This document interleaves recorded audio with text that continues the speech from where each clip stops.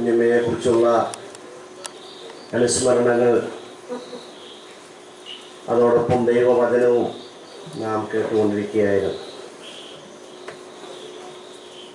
ഞാൻ കുഞ്ഞമ്മ എന്ന് പറയാനായിട്ട് കാരണം ഞങ്ങളുടെ മാതാവിന് 3 സഹോദരിമാരും 2 സഹോദരന്മാരുമാണ് ഉള്ളത്.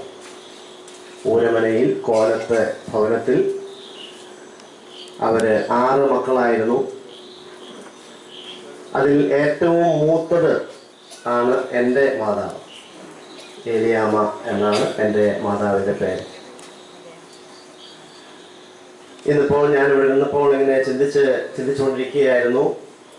മാതാവിൻ്റെ അപ്പച്ചൻ പോയി, മാതാവിൻ്റെ അമ്മച്ചി പോയി, മാതാവിനൊരു അമ്മായി ഉണ്ടായിരുന്നു.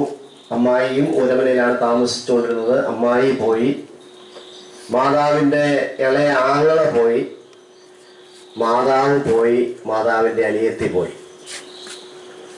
അങ്ങനെ മരണത്തിൻ്റെ ഒരു നിര തന്നെ കോലത്തെ ഭവനത്തിൽ അടിക്കടി ഉണ്ടായി എന്ന് ഞാൻ ഓർക്കുകയായിരുന്നു. നമ്മെ വിട്ട് കഴിഞ്ഞ ദിവസം വാങ്ങിപ്പോയ പ്രിയ കുഞ്ഞമ്മയെ കുറിച്ച് ഒത്തിരി ഓർമ്മകൾ എൻ്റെ മനസ്സിലൂടെ കടന്നു വരുന്നു. എന്നെ വളരെയധികം സ്നേഹിച്ച ഒരു അമ്മച്ചിയായിരുന്നു എന്ന് എനിക്ക് പറയാൻ സന്തോഷമുണ്ട്. അതിൻ്റെ ഒരു തെളിവ്, ഒരു പ്രാവശ്യം ഞാനിവിടെ വീട്ടിൽ വന്ന് അല്പം തിരക്കിട്ട് പലരുമായിട്ടൊക്കെ സംസാരിച്ച് കടന്നുപോയി. എന്നാൽ അമ്മച്ചിയോടൊരു വാക്കൊന്നും മിണ്ടാനായിട്ട് പറ്റിയില്ല. സാധാരണ അമ്മച്ചിയുടെ അടുത്ത് എന്നാൽ മിണ്ടിയാൽ പോരാ, ഒരു ചുംബനവും കൂടെ കൊടുത്തെങ്കിലേ അമ്മച്ചിക്ക് സന്തോഷമുള്ളൂ. അത്രയ്ക്കൊരു കൃത്യമായ ബന്ധമായിരുന്നു ഞങ്ങൾ തമ്മിലുണ്ടായിരുന്നത്. ഒരു പ്രാവശ്യം ഞാൻ വന്നപ്പോൾ ഇതൊന്നും സാധിക്കാതെയാണ് ഞാൻ ഇവിടെ നിന്ന് പോയത്. പിന്നീട് കുഞ്ഞമ്മ അതിനെ സംബന്ധിച്ച് പരാതി പറഞ്ഞത് ഞാൻ ഇന്നെന്ന പോലെ ഓർക്കുന്നു. നീ അങ്ങോട്ട് ഒത്തിരി അങ്ങ് മാറിപ്പോയല്ലോ, ഇവിടെ വന്നിട്ട് പ്രായമുള്ള അപ്പച്ചനെയും അമ്മച്ചിയൊക്കെ കാണാതെയാണോ നീ പോയത് എന്നൊക്കെ പറഞ്ഞ് എന്നെ ഒരു ശാസിക്കുന്നത് പോലെ എനിക്ക് തോന്നി. പക്ഷെ ആ ശാസനയിൽ എൻ്റെ കുറവാണ് എനിക്ക് മനസ്സിലായത്. അമ്മച്ചിയോട് എനിക്ക് ഒരു പ്രയാസം ഉണ്ടായില്ല. അപ്പോൾ ഞാൻ പറഞ്ഞത്, അതുപോലെ കൃത്യമായ ഒരു ബന്ധം പ്രിയ കുഞ്ഞമ്മയുമായിട്ട് ഉണ്ടായിരുന്നു. ഫിലമോൻ കൊച്ചപ്പനും ഇവിടെ കസേരയിൽ ഇരിക്കുന്നുണ്ട്. എനിക്ക് ആ കാര്യം പറയുന്നതിൽ അതിയായ സന്തോഷമുണ്ട്. കൊച്ചപ്പനും എന്നെ വളരെ ആത്മാർത്ഥമായി സ്നേഹിച്ചിരുന്നു എന്ന് എനിക്ക് പറയാനായിട്ട് സാധിക്കും.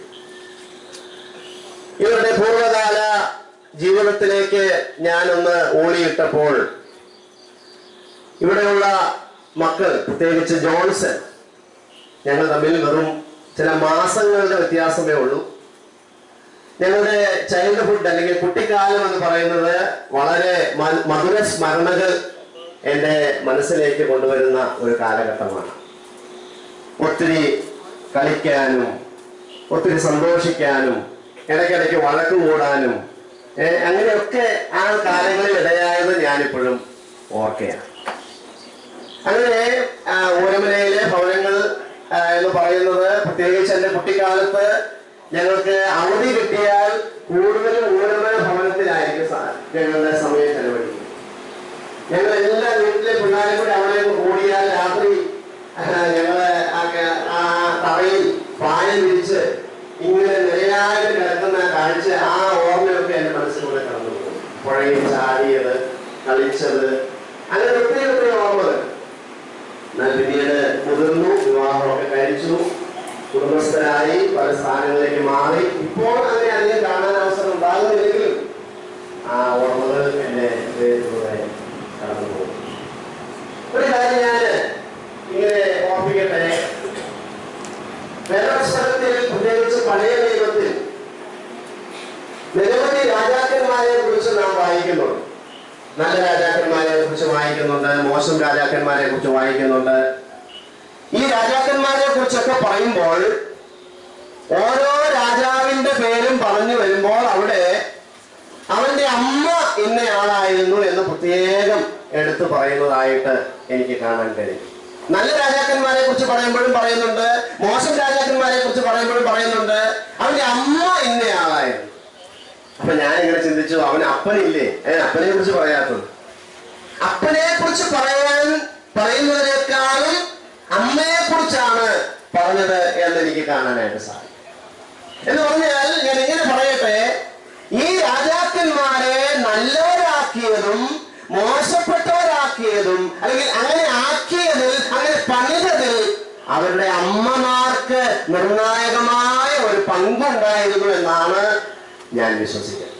ഞാൻ തെളിവിന് വേണ്ടി ഒരു ഉദാഹരണം മാത്രം പറയാം. ആഹാബ് രാജാവിന്റെ കാര്യം. ആഹാബ് രാജാവിനെ കുറിച്ച് നമ്മൾ പഠിക്കുമ്പോൾ അവന്റെ കാര്യം പറഞ്ഞു വന്ന കൂട്ടത്തിൽ ഇങ്ങനെ പറയുന്നുണ്ട്, ദുഷ്ടത പ്രവർത്തിപ്പാൻ, ബാക്കി ആർക്കും പറയാമോ, അവന്റെ അമ്മ അവന് ആലോചനക്കാരത്തി ആയിരുന്നു എന്ന് നാം വായിക്കുന്നു. ആഹാബിനെ കുറിച്ച്, അവനെ കുറിച്ച് വായിക്കുന്നത് ദുഷ്ടത പ്രവർത്തിപ്പാൻ തന്നെ വിറ്റ് കളഞ്ഞ ഒരു രാജാവായിരുന്നു ആഹാബ്. പക്ഷെ ഒരു കാര്യം ഞാൻ അർപ്പിക്കട്ടെ, എന്തുകൊണ്ടാണ് ആഹാബ് ഇത്ര ദുഷ്ടനായി മാറിയതെന്ന് ചോദിച്ചാൽ അവന്റെ അമ്മയുടെ നിർണായകമായ സ്വാധീനം ഈ രാജാവിന്റെ ജീവിതത്തിൽ ഉണ്ടായിരുന്നു എന്നാണ് ഞാൻ മനസ്സിലാക്കുന്നത്.